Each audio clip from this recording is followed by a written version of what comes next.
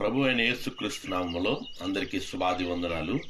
కీర్తనల గ్రంథ ధ్యానము 147వ అధ్యాయము 11వ వచనం నుండి 20వ వచనం వరకు. తన యందు భయభక్తులు గలవారి యందు, తన కృప కొరకు కనిపెట్టువారి యందు యెహోవా ఆనందించువాడై ఉన్నాడు. యెరూషలేమా, యెహోవాను కొనియాడుము. షియోను, నీ దేవుని కొనియాడుము. ఆయన నీ గుమ్మముల గడియలు బలపరిచి ఉన్నాడు.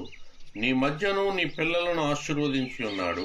నీ సరిహద్దుల్లో సమాధానము కలుగు చేయువాడు ఆయనే. మంచి గోధుమలతో నిన్ను తృప్తిపరచువాడు ఆయనే. భూమికి ఆజ్ఞ ఇచ్చువాడు ఆయనే. ఆయన వాక్యము బహువేగముగా పరిగెత్తును. గొర్రెబొచ్చు వంటి హిమము కురిపించువాడు ఆయనే.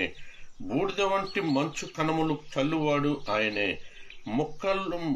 ముక్కలుగా వడగండ్లు విసురువాడు ఆయనే.